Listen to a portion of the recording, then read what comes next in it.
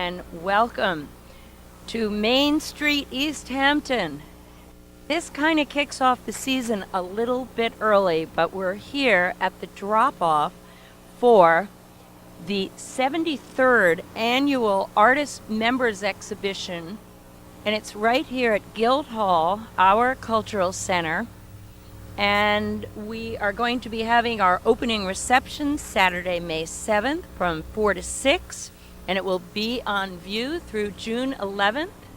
Here's the card that many of you are receiving, and we hope that you will all join us. And you're in for a treat because it's open to anybody who's a member of Guildhall, near and far. So do come and tune in to hear inside how we're going to meet the curator and the organizer and the executive director of Guildhall. Stay tuned. So most of the work has already arrived and we'll give you a little preview. It's all over the floors of the galleries that it will be beautifully hung, where it will be beautifully hung, by Christina, who is here with us. Come on over, Christina Strassfield. Today, we don't know who are going to be the prize winners at this show, but that's always a great unveiling. Absolutely.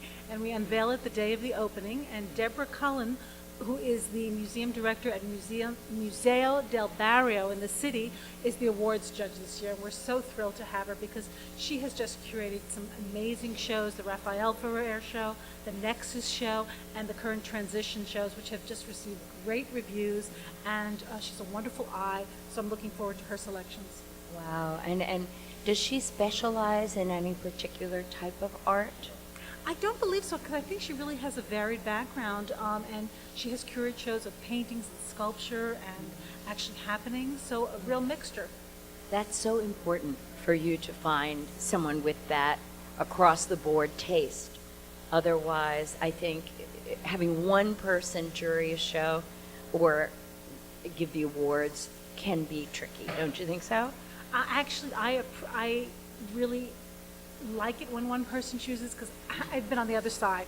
And when you're jurying, usually with 2 or 3 people, what happens is it ends up being a compromise. So what we like to do is get one professional every year in a different background, from different museums or from galleries or an art critic, and we really respect their opinion, but we let them choose exactly who they feel should get the prize. I think that's wonderful. I've also been on juries of art shows, and it can be a bit of a compromise. You're absolutely right. So tell us, how many years has this been going on? This is going to be the 73rd year, so it's really such a community event. We're thrilled. Our board is very supportive. Our museum committee is very supportive of the fact that we do this for the community, for all of the wonderful artists, and artists of every level participate. So we are really blessed to have that, because they're showing their support for Guildhall as we support them by leaving time in our schedule to allow this great exhibition. Yeah, and that has never changed in 73 years. Amazing. Do you have a lot of information on the first few shows? You know, we don't have a lot on the first few shows. I think I would say from maybe the 50s on, we have more information of who the winners were. I think it's been more documented from that point forward. Mm-hmm. But it's always exciting to see, because artists like Zacharias won twice. So we get that history of who was there, who participated, and it's really a who's who of the Hamptons. Oh, it sure is. And Zacharias, he's one of my favorite people out here. He's a great guy. Is he in it again? He is. So we're looking forward to having him see the work. Could be 3 times Zacharias. Just you wait. That's exciting. This is Mary Stubelek. And she is a wonderful artist and an old friend of mine, or a young friend of mine, but we've been friends for a long time. Great to see you here. Good to be here. Do you enter this show every year? Yes, pretty much. Great. I'm covering for myself and Mary Ellen Doyle, who also has been entering since the 70s. Wonderful. So it's a tradition you wouldn't want to miss. Well, it's to support the artists. Yeah. It's not just the competition, it's to show camaraderie. I love that. Yeah. That is what it's about, isn't it? Yeah. And I think one of the reasons I love living in the Hamptons is the community of artists there's just so much affection among us, I think, and very little competition. Most people are rooting for each other, wouldn't you say? Oh, absolutely. The work is important. It's important to find support for the work. And I think the Guildhall, of all the institutions out here, the Guildhall is by far the most supportive. Thanks to Christina and Ruth and all of you that work on this. Absolutely. Yeah. And I think we owe a deep gratitude to them. Yes, absolutely. Where would we be without Guildhall, right? Thanks for letting me grab you on your way out the door. I'm surrounded by art right now. It's like so exciting. It's all over us. Is this open to all ages? 18 years and older. And that's because we want to make sure that the artist is a mature artist in the sense that if they were to win, because the top prize winner gets a one-person show. So at least if they're 18, you hope that they have some body of work that we can work with them on in that year and a half until their show comes up. So we would not want to deny anybody that opportunity. And which space is designated for the winners? At this point, with Drew Shiflett's show, it will be the Spiga Gallery. From now on, that will be the one gallery that is going to be determined for the member show winner.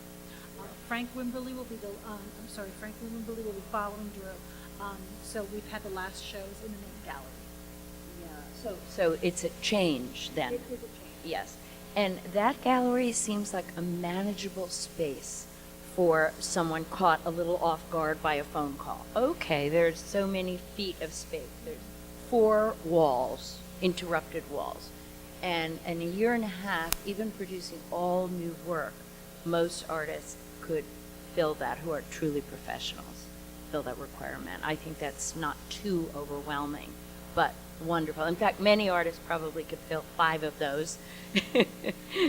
I think it happens. There's certain artists who really do have a huge body of work and really want to, but I think that it's much more manageable for us, and given our limited exhibition time slots, I think it's so wonderful that we can offer a one-person show in a unique space, and we work with the artists very closely to make it the best show. And you give them an opening, Oh, absolutely. an Opening, exhibition catalog of some sort. card, yes. Yeah. Yes. Wow. Yes. That's a big thing. That's fantastic. It probably zooms people off on their careers. Plus, those 99.9% of people who aren't going to get a show are coming to a great party, are going to be here with their fellow artists, have another line on their resume in a museum. I mean, it's an amazing thing. And many artists get their start with this. This is how they learn how these things work, correct? I think so. I think the whole process of being part of a show, understanding the commitment that you're making to the museum, that the museum is making to you, is very important. People who've won various prizes and who've won the top honor have gone on to be picked up by local galleries and other galleries, so that's been important for them. It's given them entree into other group shows and to collectors. We have a lot of people from galleries in the city, from galleries out here, who really look for new artists, artists who they weren't familiar with. And so they'll walk around the show and they'll look very, very carefully.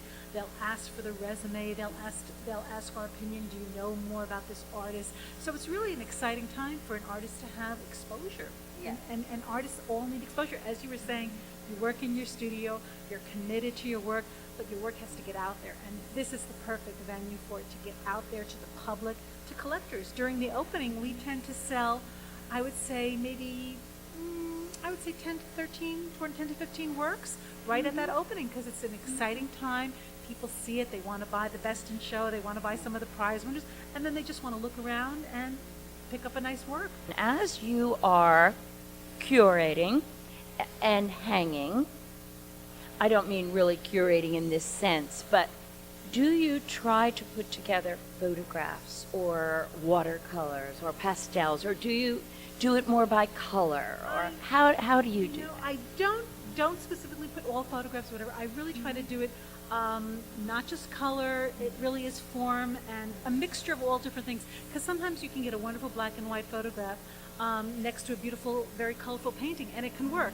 And other times it can't. So it has to be the form within either one of those works, having a relationship together, or sometimes it is the color.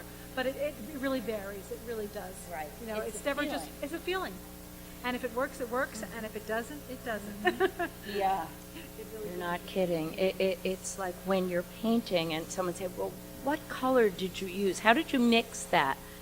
I don't know. You just did it, you know, and you can't articulate it really. For instance, I was looking at these particular pieces and I just loved this one in the back. And the artist is Sheila Rutner, and the piece is made with resin. And I thought it was just an amazing, the textural quality to that. And then this one by Liz Bruno, was very flat. So I love the difference, but yet the colors are very similar. So it worked in that sense where the color palette was working and it was playing off of one another. So I thought that was a wonderful pairing. So I was hoping that I could keep that, and then I would find something else to make it flow together. It's interesting that the piece right over here is by Jane Martin, who won a few years ago. And again, I love hers. She uses resin coating on top of her photographs. She is a marvelous She's artist. a great artist, and it's wonderful to see that relationship with the resin on her photograph, with this piece with the resin next to it. And this one I just happened to pull together again because it had similar colors. So I don't know if it's going to stay exactly like this, but sort of this was a mixture. So the idea of texture and form and color and materials used happened to make these four actually a grouping that might stay together. You know, it'll have to work, and we'll have to see what comes next. And these were then just put down, but these four I had to. I'm feeling it. It And works. It does. for me It does. too. It really does. And Yeah. you play, and then next to it maybe something else that's a little different, a beautiful watercolor, a beautiful collage. That will have to play as we go, as more pieces come in. We'll do little pairings, put them together, anchor walls, and then work around that to create the flow so that it really does work. I think you're getting me interested in your job. I love this process. I would be excited to come into work and do this. I think this is so creative. It's one of the most challenging exhibitions to hang, but it really is one of the most fun exhibitions to hang because I love it, because at times when I'm doing it, I really don't like to look at the names. I just want to look at the work. I want to focus on the work, focus on the placement of it, have it have that energy, have it have that flow. And then it's oftentimes I'll go back and I'm like, oh my gosh, is that artist? If they're doing something a little different that I wasn't used to seeing, that's exciting. Looking at it just closely for the object itself, I love that. Yeah. You know, don't look at the name, don't look at anything else. Exactly. Just look at the work. Right. Let the work speak for itself. That's for sure. And I'm noticing down here, there's a very touching piece, Miss You, Buddy Joe. And that's by Diane Tepper. She's an amazing photographer who lives in the city and in Montauk. And she's been in the show several years, and her work really is quite wonderful. Really, she captures city scenes. She's a wonderful photographer, a portrait photographer as well. Just very, very, very talented. And when that came in, I thought, great piece. And then right next to it is this piece, which it's part of it has the ceramic underlayer and then the mesh. And the artist was describing it and saying that the reflection of the light through the mesh is part of the piece. So this will be a little bit of a challenge to hang, but I think it will be really exciting to see how that works with the reflection on the light. Yeah. And then not maybe paired to it, but look at this beautiful drawing. I mean, black and white pencil drawing, just fabulous. I mean, look at the cow. I just love it. I mean, it's just fantastic. The wrinkles and the eye and the whole form next to something just as beautiful. An amazing watercolor. Isn't that something? Oh, my friend Jory Latham. I mean, Yes. just wonderful. Absolutely wonderful quality, technique, style, fascinating. Another one of my favorite artists, Bill Curiezis. Oh, yes, he's a dear He's friend. done this. Yes, I love this. He's been working for a while now with photographs of his relatives from Greece. So I'm Greek, so I can relate to it. And then, so I've seen these kind of photographs many times in my life. And then he has the quotation in Greek on the top and the translation. And it says, if you listen, you become wise. If you only talk, you'll regret it. And, I remember my mom saying something very similar. So those sentiments, That is fantastic. Now, that really touches me. And I've been watching his work about his ancestors. But that's saying, I often think about that myself, that people who interrupt everybody all the time, they're not going to learn what the other person really has to say. And we're in a culture of interrupting. So now that I interrupted you, No, absolutely, but he's I'm a trying to listen to wonderful every artist. word you say, and I'm learning. Such a wonderful artist, and I think he's done a lot of different things, and I think this whole series, I think, is just wonderful. He exhibited, I think about a year and a half ago at Ashwell Hall, did a whole series of them, and I thought they had a lot of meaning and a lot of depth to them, and I appreciated that, and yet as an artwork on the form, you could just enjoy just the visual image as well. So kind of wonderful. And his wife's work, Mary Ansack, is right next to it. So Oh, it was who's a like just dear perfect. friend, yeah. Great. And she teaches in the high school. High school, and I have to tell you that East Hampton High School. East Hampton High School, some of the most amazing work came in by her students. I think the whole East Hampton School District, the work was just phenomenal. I mean, the teachers, from painting to drawing to three-dimensional design to the craft work, was just a testament, a real testament to our time, because the budgets are being cut, unfortunately, and these artists, teaching artists, are giving their all and imparting their wisdom and their knowledge to these students, and the students are really very talented. I think we live in that kind of community, that the artwork must be in the water out Yeah. here. I was fortunate enough to have the opportunity to introduce Michelle Clays, head of the Ross School, to Ruth Appelhoff. I arranged for a luncheon for them to meet, and it was during your exhibition of the students' work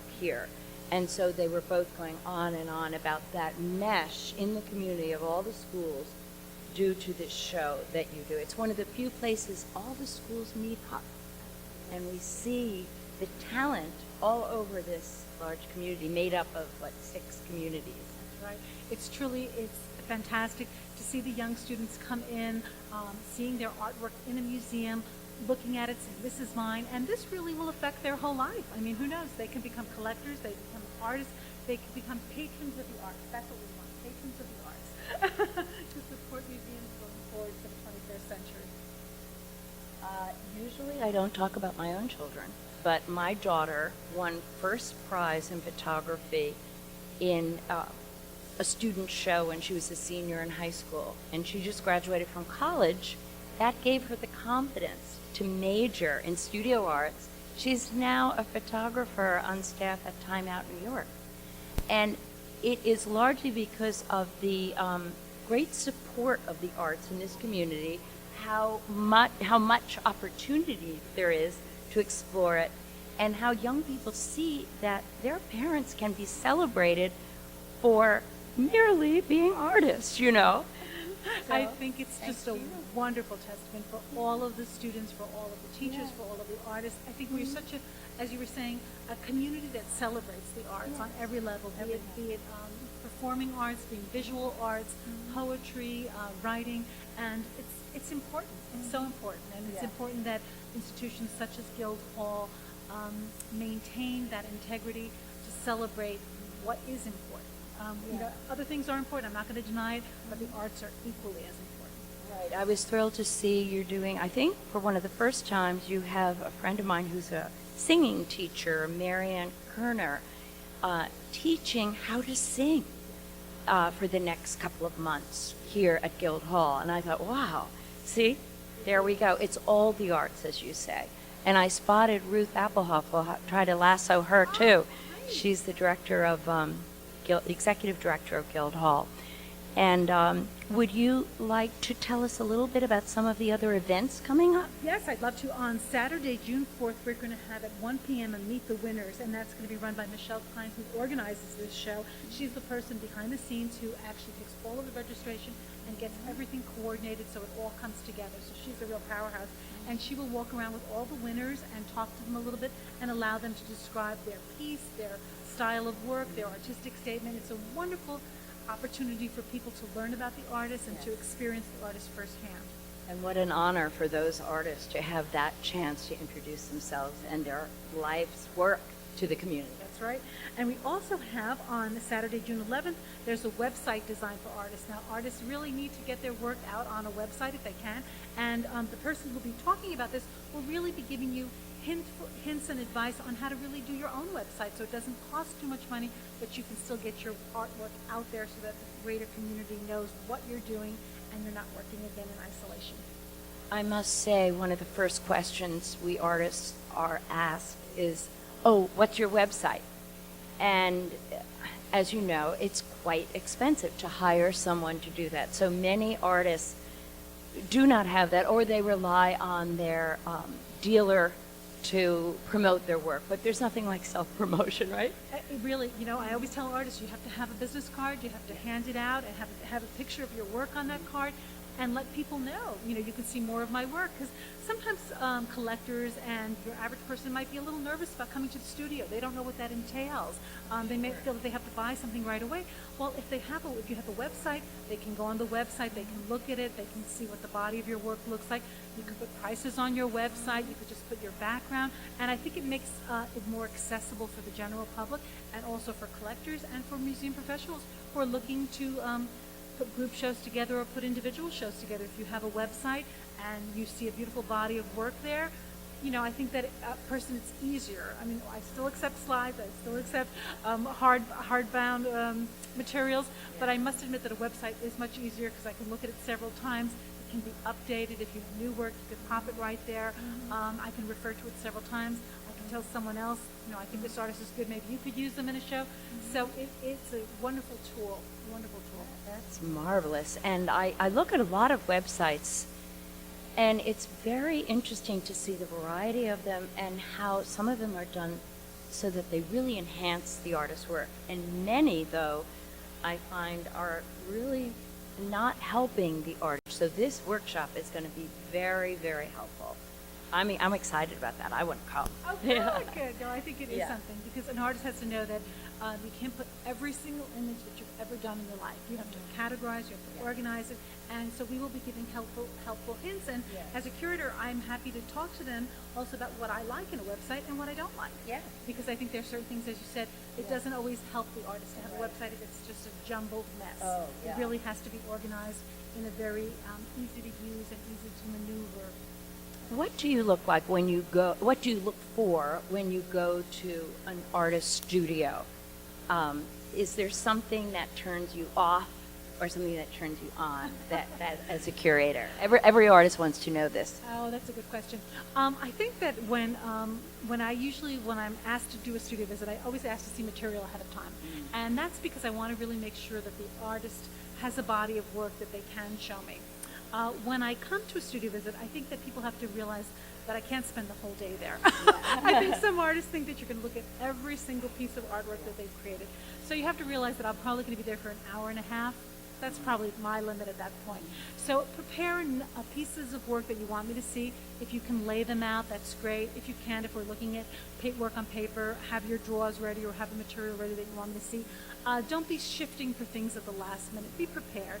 Have some background material if there's been press releases on you, press, catalogs. Have that ready. Allow me to take it back so that I can look at it at my leisure.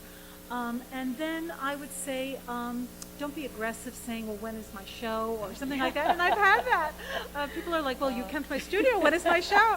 And that's not exactly the way it works. So be patient, know that I'll get back to you. Don't expect an immediate response. Sometimes I'll see work that I really like, and you probably will be able to tell. But sometimes you'll see work that I'm just really interested in, but I have to absorb. And so I think that that's important. And know that I'm seeing a lot of work.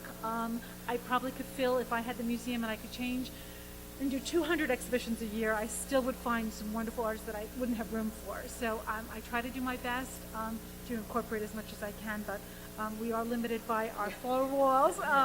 But it's always exciting. That's probably the best part of my job. I love going to studios, and it's really what I prefer to do every day. Wow. Should artists be very hospitable and have provide something to eat if you're there a whole hour and a half? Is that expected or very nice to That's do? very nice, but they really don't have to. Maybe a cup of coffee or a glass of water is really all that's necessary.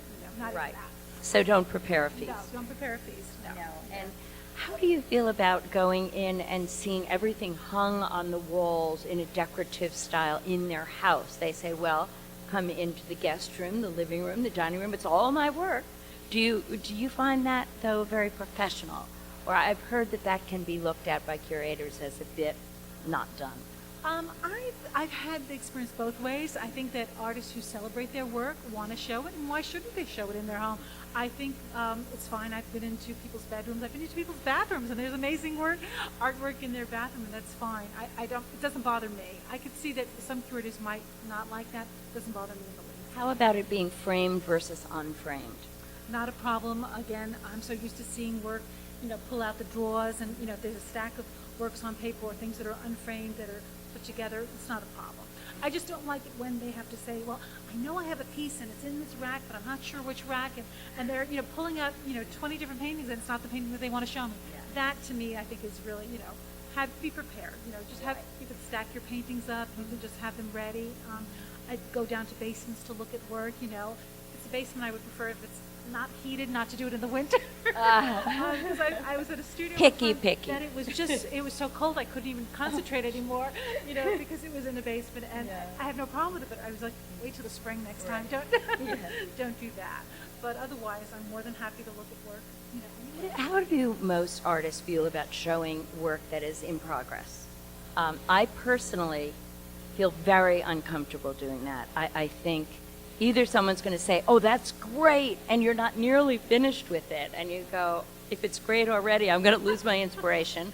Or someone will say, oh, that's sweet, or that's cute, and it's not at all what you're intending. You want something profound that moved them more than any other painting ever has, and that can ruin your inspiration. So I have found it's better not to show any of my work until it's completely done, and I regret it, like Bill says, showing it before it's done. But I'd be curious how you feel and how most artists handle that. I think that I've gone to most studios where they have work that they want to show me. Oftentimes they'll have work that's either on the palette or they're working on their table, and I always do ask. I was like, so what's inspiration? I love to see the process. So I really kind of enjoy that, but I could understand completely because if you really haven't worked something out completely, you really don't want to show it necessarily.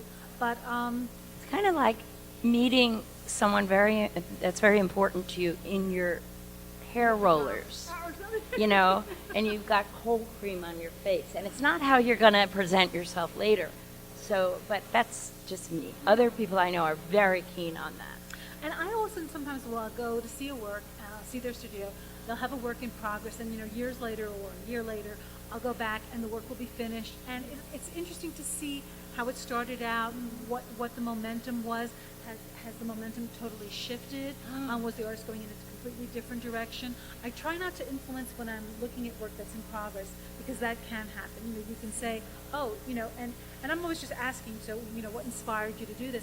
And I think that sometimes someone gets nervous about that. But they shouldn't get nervous, because it's just, what moves you. I love to know that, what's behind it. I mean, I know about Bill's history, I know about Mary's, but you may not know about certain artists, and I love to get a little bit of their background information just to know, were they formally trained? Were they inspired by a trip? Were they inspired by something they saw in a museum show or a gallery show? Or just something they read? Because that I find fascinating, just on a personal level. And I also always find it interesting when you look at the different art forms, how in other art forms, the performer or the artist is not so much judged by what they are doing in the last year, 6 months. They may have had a hit song, let's say if they're a composer or a lyricist, back in the 60s, like Sugar, da da da da. And you meet that person and you go, wow, you wrote that. Artists, it's always, what are you doing now? Until they die. And then it's like, but as an artist, it's always what have you done for me lately, kind of. Do you have any comment about that? Am I the only one that thinks that way? I think that's kind of true. I think that most artists that I go to, if I go to their studio and they're showing me a body of work, they're really most interested in what they're doing lately as well. And sometimes I may think that the earlier work was a little more interesting or a different. I often do too, yeah. So I think that sometimes can be challenging. And I think sometimes when an artist is creating something, they're so into it that they don't have that distance. They need to sometimes step back a little bit to really assess where that fits in their whole body of work, their whole oeuvre. And so I think that's a tricky situation. But I think artists tend to think, what am I doing lately? And a show like this, we ask for work within the last 5 years, so it Yeah. is, what are you doing lately?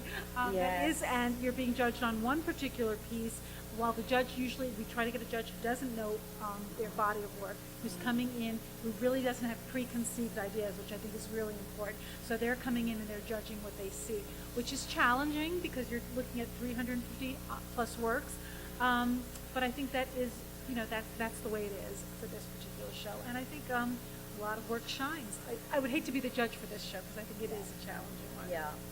And going back to the dilemma of being an artist, I was thinking how artists are also in a unique position of being asked extremely impolite questions by the public.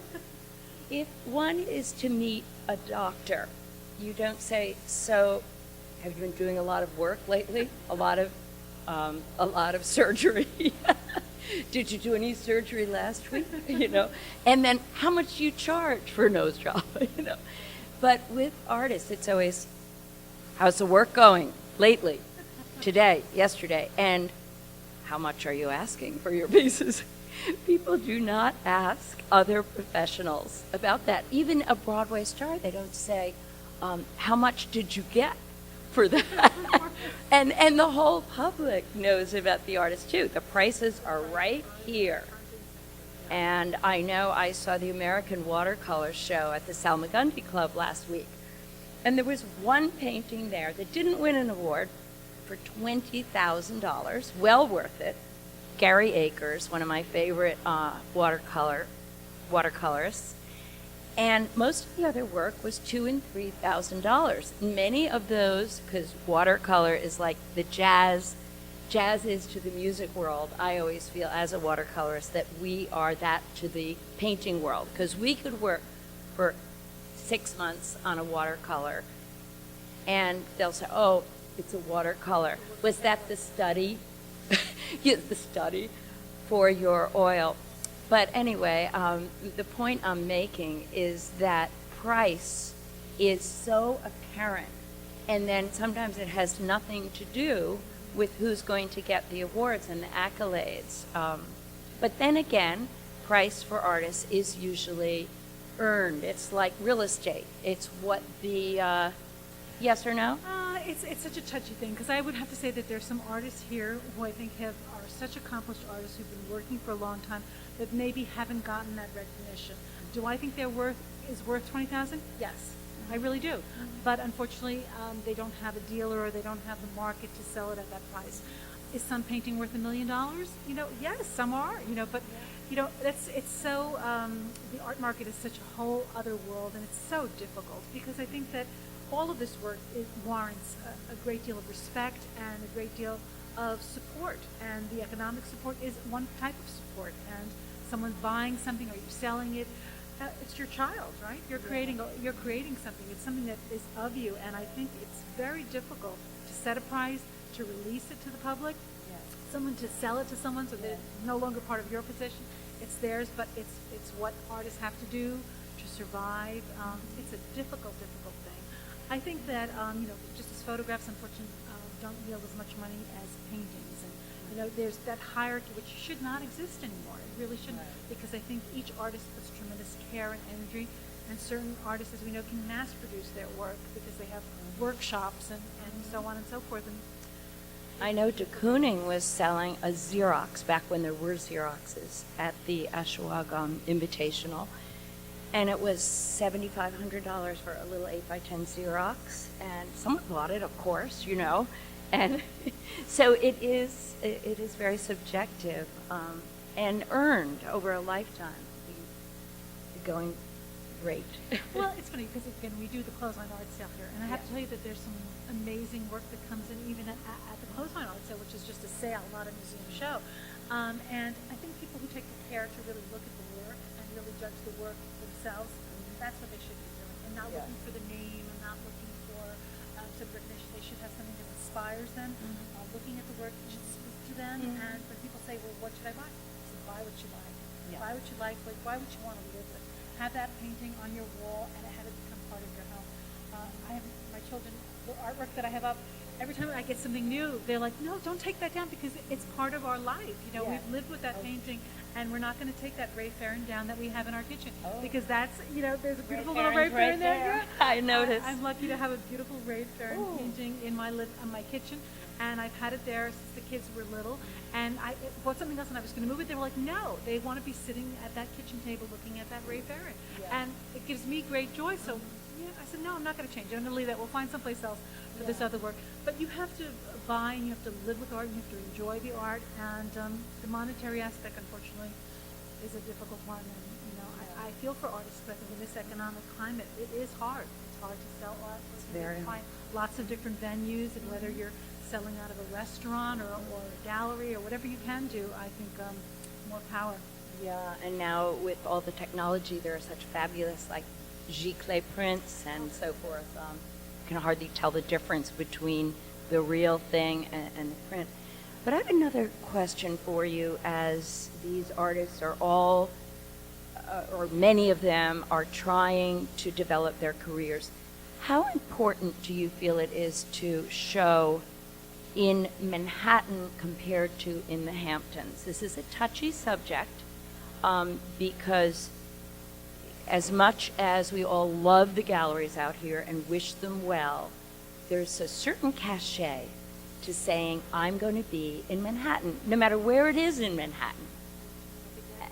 And now Guildhall is a different category because you are in a major museum that shows, you know, Hockney, Picasso, Peyton, whoever, Julian Schnabel. But if you are in a local gallery showing your work, chances are it may not be seen by museums to further your career, is the impression I've been given. I don't know if this is true. Whereas Guildhall, yes, you could be seen. And yet, you may sell, but it may then be sequestered above someone's sofa in a summer home. So people think that New York, they may get discovered. Have I been informed correctly here? I think that most people do feel that that is the case. That once you're, you know, there's wonderful galleries here, but you may not get as much exposure as you would get by showing in the New York City gallery, whether it's in Soho or Chelsea or on the Upper East Side, wherever it will be, 57th Street. I think that more people probably will see your artwork in New York. I would say if you have a dealer who's willing to go that extra mile and to get your work into art fairs, I think art fairs are an amazing thing because, I mean, so many people, I mean, thousands of people are walking through. I've spoken to certain gallery people from out here and from the city, and they said that, you know, showing at an art fair, they can get 40,000 people to see, you know, the artwork in one day, you know. So over a weekend, that's 120,000 people that have seen, you know, your painting. Yeah. Is the likelihood, even at Guildhall, we may not get 120,000 people to Yeah. see your work. So I think that exposure in a lot of these areas is beneficial to the artists. I think it's beneficial in getting them into a lot of museum shows as well, and connections that can be made through curators and all sorts of people, collectors, dealers, art critics. So I think it is important to get your work out there and exposed. And unfortunately, I think people who've sold out here and sold at their galleries in the city, sometimes when they have two galleries, a lot of people will come to see work at the gallery here but want to buy from the city because they want the cachet at the city gallery. So that's very difficult for the galleries that are promoting work out here. So I feel for them. I really do.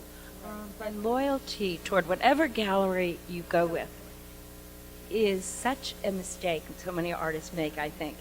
They need the money, and they will sell out of their studio for a lesser price, which I believe is sort of shooting yourself in the foot, because it's your market value, and hopefully if you value the dealer that has believed in your work and is promoting it, you give them that loyalty. And I know for myself, if I ever sell anything, I offer that commission to my dealer who has believed in me. And I know that artists, particularly out here, I think it gets very lax, and then we lose that system, which I'm not judging it. I'm not sure. I'm questioning the whole thing, especially in these economic times. It's a very difficult position for artists. It is, but I think that the artists who are, the galleries that are promoting your work and taking the time to print your invitation, to professionally install your show, to market your show, to put ads in the local paper, to do the press releases, they're putting a lot of their time and effort, and I think for you to go and sell from your studio is really, it's a slap in the face. Yeah, I know I that- believe that. I know that people will say that they'll, because they can look up the artist's name and resume, and they'll try to buy something from the studio. Well, a lot of artists have said, no, well, you can either buy it from Guildhall, or I'm going to put the money back to Guildhall because that's the price that I set. And again, it's an issue of respecting and having that professional relationship with someone. So I would never recommend for an artist to sell, but you want your gallery or your museum or whatever to be promoting your work in the best way that they can, too. Right. It's like a mini marriage, and loyalty is everything. In the long run, you may have dry spells or they may go through a hard time, but you stick with each other and you work together. And especially if the dealer that you select also believes in your eye and what you're trying to do, it's an inspiration. So important to have that relationship. And I think that when you're choosing to work with a dealer or to sign on with a dealer, you have to know that you're on that same wavelength. That what they're doing is they have the same ideas that you have. Do you want to be in gallery shows? Do you want to be in museum shows? Do you want to be in collections?